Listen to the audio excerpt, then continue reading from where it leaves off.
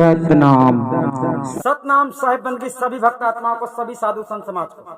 आज आप देख रहे हैं कैरम बोर्ड किंग, यानी कैरम बोर्ड किंग के माध्यम से हम आपको क्या समझाना चाहते हैं, ये आपको अच्छी तरह से पहले खेल को देखो। खेल में ये देखो कि कैरम बोर्ड किंग क्या करता है। एक गोटी है जिसे आपको ये समझना है कि वो मैं हूं, अर्थात जो ग्राउंड है, जो कैरम बोर्ड का ग्राउंड दिख रहा है, वो कैरम बोर्ड ग्राउंड को आपको ये समझना है कि ये दुनिया है। कैरम बोर्ड एक ग्राउंड है। वो ग्राउंड आप ये समझो कि आप जिस ग्राउंड में खेल रहे हो, जो धरती है, ये धरती एक कैरम बोर्ड की तरह है जिसमें गोटी को फेंका गया है। गोटी को फेंका गया का मतलब जिस प्रकार आप कैरम बोर्ड किंग के माध्यम से समझ सकते हो कि कैरम बोर्ड किंग किस प्रकार से गोटी को अपने ही तरीके से चलाता है। तो अब आपको समझाना चाहते हैं कि इस संसार में जितने गुरु लोग हुए हैं, अनेक प्रकार के धर्मों की परंपराओं को बनाया है और अनेक प्रकार की परंपराओं का पालन करने वाले लोग भी धरती में हुए हैं। तो यमराज जो होता है अपने दूतों को यहाँ इस संसार में भेजता है, जो कि वो दूत उसके स्वयं के अंश होते हैं, जो अपने मार्ग पे चलाकर उन्हें 84 का रास्ता पकड़ा देते हैं। आप कैरम बोर्ड में देख रहे हैं कि यहाँ पर 4 कोने में 4 खंदे हैं और चारों खंदे में कौन से खंदे में कौन जाने वाला है, कौन सी गोटी कौन से खंदे में जाने वाली है, ये फैसला कैरम बोर्ड जो चला रहा है, किंग है, वो बता सकता है। क्यों? क्योंकि उसको पूरी तरह से कैरम बोर्ड चलाने का अनुभव है। अनुभव कैसे होता है?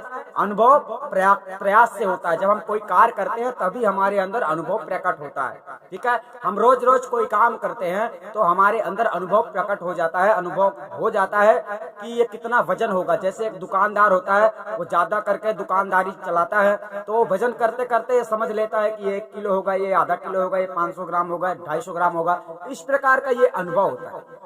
तो यहाँ पर कैरम बोर्ड से संबंधित आप लोगों को पहले तो वीडियो देखो कि कैरम बोर्ड खेलने वाला कैसे खेलता है। गोटी अब यहाँ पर आप लोगों को अपने अनुसार समझना है कि धरती में आप लोग आए हो, आप कैरम बोर्ड के अंदर हो। एक लाल गोटी जो खेल रहा है, लाल गोटी को जहाँ चाहता है वो गोटी वहीं पर जाती है। उसका फैसला कौन करता है? जो सफेद गोटी है, जो गुरु नाम से जानी जाती है, यानी सफेद गोटी गुरु है और लाल गोटी शिष्य है। आपको ये समझना है गुरु। अब वो लाल गोटी को चलाने वाला कौन है? सफेद गोटी। सफेद गोटी जो है वो गुरु है और इस संसार में गुरु ही सबको चलाता है। और गुरु के ही बताए मार्ग पे चलने से, गुरु के सहारे, गुरु के द्वारा, गुरु की कृपा से, गुरु के कर्म, गुरु के बताए हुए सतमार्ग पे चलकर मनुष्य अपने मंजिल को प्राप्त करता है। अब सबसे पहली बात है कि यहाँ पर आपको उदाहरण दिया जा रहा है कि पहले कैरम बोर्ड को आप अच्छी तरह से देखिए कि वो कैरम बोर्ड आपको मिल जाए और आपको ऐसा बोला जाए, आपके साथ ऐसा चैलेंज किया जाए, तो आप शायद असफल हो जाएंगे, क्योंकि आपने केवल देखा है और आपने केवल सुना है। और आपको जब तक कैरम बोर्ड जैसे खेलने वाला किंग है, अगर वो आपको आपका गुरु बन जाए और आप उसके शिष्य बन जाए, और अगर वो आपको चाहे तो आपको सिखा सकता है। आपको उसमें मेहनत करनी पड़ेगी। आपको आपका पैसा भी लग जाएगा, खर्चा भी लग जाएगा, खाना भी लग जाएगा, समय भी नष्ट हो जाएगा, तब चल के आप कहीं कैरम बोर्ड को अच्छी तरह से समझ पाओगे जिस प्रकार से वो तुम्हें समझाएगा। इसी प्रकार से संसार में गुरु होता है। लेकिन आज के डेट में पाखंडी गुरुआ लोगों ने किताबें पढ़ पढ़कर ज्ञान देना प्रारंभ किया है, जिसके कारण दुनिया भटकते ही जा रही है, यानी उसे सत्य मार्ग नहीं मिल पा रहा है।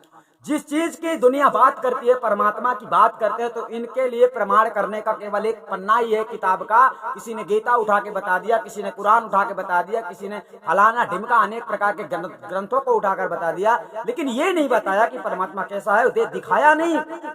कोई भी इस संसार में ऐसा ज्ञानी नहीं दिख रहा जो तुमको परमात्मा सत्ता के ज्ञान से परिचित करा सके कि परमात्मा इस प्रकार का होता है, ये परमात्मा है। केवल उदाहरण देते हैं और उदाहरण तो एक एग्जाम्पल होता है। तो सदगुरु कबीर साहब ने आत्मज्ञान कराया था। उसी बात को लेकर हम यहाँ पर कैरम बोर्ड के संबंधित आप लोगों को जो दिखा रहे हैं, इससे आपको ये समझना है कि जो गुरु होता है, जो गुरु सफेद कलर की गोटी है वो गुरु है और लाल कलर की जो गोटी है वो शिष्य है। उन दोनों को चलाने वाला कौन है? उन दोनों को चलाने वाला एक किंग है जो बादशाह है। तो इस संसार का बादशाह कौन है? तो इस संसार का बादशाह इस संसार का, इस धरती का बादशाह है निरंजन, और निरंजन का भी बाप, निरंजन का भी बादशाह माना जाता है परमात्मा, क्योंकि परमात्मा पार ब्रह्म से पहले कोई भी नहीं था। उसके बाद ये चेतन आत्मा रूप में निरंजन उत्पन्न हुआ। इसके बाद इसने सृष्टि की रचना की है और इसने अपने सृष्टि को, अपने जगत को अपने ही अधीन करके रखा हुआ है। और इस बात को आप लोग समझ नहीं पाते, तो अब आपको गुरु की आवश्यकता पड़ती है। तो निरंजन अपना पासा फेंकता है, अपना पासा फेंकता है, यानी सफेद गोटी उसका पासा है। जो सफेद गोटी, जो नकली गुरुआ, पाखंडी गुरुआ इधर हैं संसार में, वे नकली गोटी जो सत्संग आप लोग देख सकते हैं कि जो सफेद गोटी है, सफेद गोटी से जब वो मतलब इस धरती में नचाएगा, मतलब जो सच्चे संत होते हैं, सच्चे सदगुरु होते हैं, वो जगत के उद्धार करने के लिए ही पैदा यानी आते हैं जगत में। और जब तक संत जगत में नहीं आते हैं, जब तक सतगुरु जगत में नहीं आता है, तब तक मार्ग नहीं मिलता है। तो इसी प्रकार से पारब्रह्म परमात्मा की ओर से सदगुरु कबीर साहब आए, और सदगुरु कबीर साहब ने ऐसा पासा फेंका है कि उस पासे में, उस पासे के अनुसार अगर शिष्य चल पड़ा, यानी वो सतगुरु कबीर साहब के बताए अनुसार अगर कोई संसार में, इस संसार में अगर शिष्य चल पड़ा कबीर साहब के बीजक के उपदेश के अनुसार, जो संविधान बताया है साहब ने, उस संविधान में जो चल पड़ा, वो निश्चित करके मुक्ति को प्राप्त होगा, यानी मोक्ष प्राप्ति उसकी निश्चित रूप से होगी। तो यहाँ पर सदगुरु कबीर साहब के द्वारा जो फेंका गया पासा है, वो पासा कबीर साहब का बीजक है, जिस ज्ञान के माध्यम से आप लोगों को सफलता प्राप्त हो सकती है। और निरंजन का फेंका हुआ पासा ये है, जो हिंदू है, मुसलमान है, सिख है, ईसाई है, यानी अनेक प्रकार के धर्म, अनेक प्रकार के देवी देवता, अनेक प्रकार की भक्तियां बताने वाले, अनेक प्रकार की साधना बताने वाले, यज्ञ है, जप है, तप है, योग है, समाधि है, दुनिया भर की नौटंकी करने वाले, ये भ्रमित करने वाले, यानी कि संसार में जितने लोग हैं जो परमात्मा से आपको नहीं मिला पाते हैं, फिर भी आपको गुरु ज्ञान देते हैं, शिक्षा देते हैं। कोई कृष्ण की बात करता है, कोई राम की बात करता है, यानी कोई जो कल था वो आज नहीं है, तो वो सत्य नहीं हो सकता है। जो कल भी था और आज भी है वही सत्य है। ऐसी बात सदगुरु ने बताई है कि तीनों जो हमेशा रहता है, सदा से है, सदा रहेगा, ऐसा ही परमात्मा का स्वरूप ज्ञान है। उस परमात्मा स्वरूप ज्ञान को आप समझने के बाद में, एक बार जब आप समझ जाते हैं, तो आपके अंदर से भ्रम समाप्त हो जाता है। तो कैरम बोर्ड से आपको क्या शिक्षा मिलती है? कैरम बोर्ड खेलने वाला खिलाड़ी खेल रहा है, देखो उसने वर्तमान में उसने गोटी मारी, आप देखोगे वर्तमान में वो गोटी मारता है और फैसला कर देता है कि ये गोटी कहाँ जाएगी। ऐसा क्यों होता है? क्योंकि उसका पूरा अनुभव है। इसी प्रकार से संत सदगुरु होते हैं जो पूरी तरह से अपने भक्तों को, अपने शिष्यों को ऐसे मार्ग पे चलाते हैं कि आगे चल के भविष्य में वो जीव कल्याण का अधिकारी होता है, यानी उसे मोक्ष की प्राप्ति होती है। ऐसा क्यों होता है? ऐसा इसलिए होता है क्योंकि उसने गुरु के बताए मार्ग पे चल पड़ा। तो सदगुरु के संविधान में इस संसार में दो चीजें हैं, सत्य और असत्य। तो आप लोगों को साहब ने यही कहा है कि नीर चीर का करे निवेरा, कहाँ कबीर सोई जन मेरा। किसी के कह देने से, किसी ने कह दिया है कि हम झूठे हैं, किसी ने कह दिया हम सच्चे हैं, तो आपको केवल कहने मात्र से नहीं चलना है, आपको साक्षात देखना है कि हकीकत क्या है। यानी इस संसार में जो अच्छा करता है उसको भी बुरा कहते हैं लोग, बुरा करने वाले को तो बुरा कहते ही हैं लोग। तो इस संसार में सब प्रकार के लोग हैं, आप लोगों को सुनी सुनाई बातों में नहीं चलना। कहने का मतलब करनी तज कथनी कथा अज्ञानी दिन रात कोंकुर ज्यों भौकत फिरा सुनी सुनाई बात। कहने का तात्पर्य आप कर्मों पे नहीं जुटोगे, कर्म नहीं करना चाहते हो और फल की प्राप्ति करना चाहते हो, तो यह आप लोगों की गलतफहमी है। ऐसा कभी ना हुआ है और ना ही कभी होगा। तो करने में जुट जाओ। कहने का तात्पर्य सत्संग में बहुत सारी चीजें बताई जाती हैं, कपट मत करो, छल मत करो, झूठ मत बोलो, पाप मत करो, क्रोध मत करो, अन्याय मत करो। ये सब आप लोगों को कौन बताएगा? सच्चा सतगुरु की शरण में जाओ, ये सब कौन बताएगा? आप लोग बहुत सत्संग सुनते हैं, लेकिन सत्संग सुन बस लेते हैं, आपके अंदर तो जाता नहीं है। जब वो अंदर समाता ही नहीं है तो फिर आपके सत्संग सुनने का मतलब हो जाता है कि आप लोग टाइम पास कर रहे हैं। और ये टाइम पास कब तक करोगे? जब तक तुम्हारे पास समय है। तो समय रहते आपको सदगुरु की शरण में जाना चाहिए और समय रहते आप लोगों को साहिब की शरण लेनी चाहिए। और आदि अनादि मुक्ति पंथ में जब तक आप लोग शरण नहीं लेते, तब तक आपको यह समझना है कि आप सतगुरु की शरण में नहीं हो। और सतगुरु की शरण में नहीं हो तो इसी प्रकार नाचोगे जिस प्रकार कैरम बोर्ड में एक किंग, एक बादशाह अपने गोटी से अपने दूसरे गोटी को नचा रहा है। आप देख सकते हैं इसी प्रकार से निरंजन पूरी दुनिया को नचाता है, पूरी दुनिया को फंदे में फंसा के रखा हुआ है और झमेले में डाल देता है। यानी भक्ति करने वाले व्यक्ति को रोक लगा देता है। क्यों? कहीं लोभ दिखा देता है। अभी आदि अनादि मुक्ति पंथ में जो सेवा का संविधान है, तो बहुत सारे लोग तो सेवा के डर से जुड़ नहीं पाते हैं और यहाँ का संविधान टूट नहीं सकता है। क्यों? क्योंकि आप लोग समझ नहीं पा रहे। साहब ने बोला है कि आज क्या बोला है कि शीश दिए जो गुरु मिले तो भी सस्ता जान। इस बात को आपने समझा नहीं है। शीश दिए, यहाँ पर शीश ही मांगा जा रहा है और आपको देना पड़ेगा। शीश देने का मतलब जब संस्था में आप जुड़ जाते हो ना, तो आप मनमानी नहीं कर पाते हो। मनमानी करने की आज्ञा आपको नहीं होती है और अगर मनमानी करना है तो आदि अनादि मुक्ति पंथ में जुड़ने की जरूरत नहीं है, यही बताया गया है। तो इसलिए आदि अनादि मुक्ति पंथ के कड़े नियम आप लोगों को भक्त बनाकर मोक्ष की प्राप्ति करवाने तक का दावा रखता है। ऐसा तब होगा जब आप हमारे बताए मार्ग पे चलोगे। यानी आपकी स्थिति के अनुसार ही हम आपको सब कुछ समझाते हैं। आपकी स्थिति कैसी है, उसी स्थिति में आपको कार्य करना है। आपको रहनी गहनी सुधार के चलना है और आत्मज्ञान कराना भेदी गुरु का कार्य है। आप आदि अनादि मुक्ति पंथ में आ जाते हो तो ये समस्या आपकी खत्म हो जाती है। मगर कोई आदमी ऐसा सोचता है तुम्हारे पास कैरम बोर्ड भी नहीं है और तुम्हारे पास कैरम बोर्ड की गोटी भी नहीं है और तुम बताने लगोगे, दुनिया को बताने लगोगे मैं बहुत बड़ा कलाकार हूँ, मेरे पास बहुत बड़ी कला है, मैं कैरम बोर्ड का बादशाह हूँ। तुमने कुछ भी नहीं जाना, कैरम बोर्ड को खेला भी नहीं है। जिस प्रकार ये गोटी को अपने इशारे पे नचा रहा है, तुमको नचाने में इसमें न जाने साल 2 साल लग सकता है।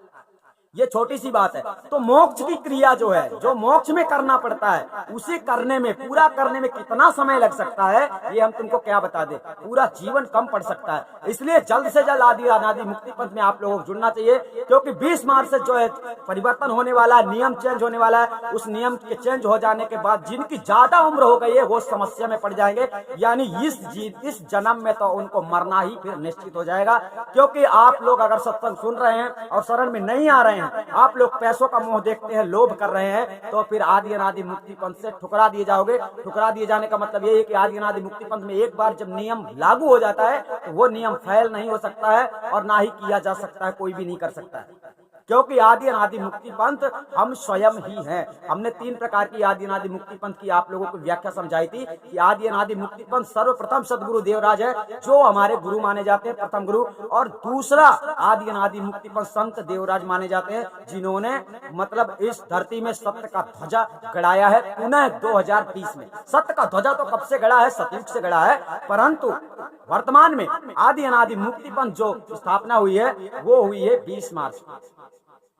तो 20 मार्च 2020 को इसकी स्थापना हुई है। और आप लोगों को आदि अनादि मुक्ति पंथ में जब आप आ जाते हैं तो पूरी क्रिया कला आपको समझाया जाता है। यानी सार सबक हमें आपको देना है, आपको ज्ञात करवाना है कि सार सबक क्या है। इसके बाद हमको ये भी बताना है कि इसमें तुम रमण कैसे होगे। इसके बाद ये भी बताना है दुनिया का संविधान क्या है, इस दुनिया में कैसे रहना है तुमको। इसके बाद हमको ये भी बताना है कि तुम मरने के बाद जब तुम वैकुंठ में जाते हो तो तुम्हें क्या जवाब देना है जब वो सवाल करेगा, ये भी हमको ही बताना है। लेकिन तुम्हें विश्वास नहीं हो रहा है, तुम्हें खेल लग रहा है, तुम्हें मजाक लग रहा है। तो जो व्यक्ति परमात्मा को खोज रहा है या कि आत्मा को खोज रहा है या कि आत्मज्ञानी होना चाहता है, तो साहब ने तो सीधे सीधे कहा है कि आप लोगों को सतगुरु की शरण में जाना चाहिए, भेदी गुरु की शरण में जाना चाहिए। ठीक है, भेदी सदगुरु खोज ले वस्तु हाथ की हाथ, वस्तु कहीं खोजे कहीं वस्तु ना आवे हाथ, और भेदी गुरु को साध ले वस्तु हाथ की हाथ। तो इसी बात को, किसी भी प्रक्रिया को अच्छी तरह से जानने के लिए, समझने के लिए गुरु का महान दर्जा होता है, गुरु का दर्जा महान होता है। तो सबसे पहले आपको वो वस्तु चाहिए जो वस्तु आपके काम की। और आपकी वस्तु, इस संसार में बहुत बतंगड़ करने वाले लोग हैं, बहुत सारी बातें करते हैं, ऐसा लगता है कि इन लोगों ने खुद ही जाके सब कुछ देखा है। जैसे राम के बारे में बहुत कुछ बताते हैं, कृष्ण के बारे में बहुत कुछ बताते हैं, ऐसा बताते हैं कि लगता है कि ये लोग स्वयं ही उस समय देख रहे थे। जब हम उस समय थे नहीं, उस समय मौजूद नहीं थे, तो हमें विचार करना चाहिए कि कितना सत्य हो सकता है, कितना गलत हो सकता है, इसका निबेरा करना चाहिए। साहब ने यही कहा है, नीर सिर का करे निबेरा, कहाँ कबीर सोई जन मेरा। तो आप लोगों को ध्यान से समझना है, अच्छी तरह समझना है कि आप लोगों को कोई नचा रहा है, यानी आप मन के अधीन होकर कार्य कर रहे हो। इसलिए मनमानी करने वाले, मनमानी भक्ति करवाने वाले, मनमुखी भक्ति करवाने वाले गुरु आप लोगों को पसंद आते हैं।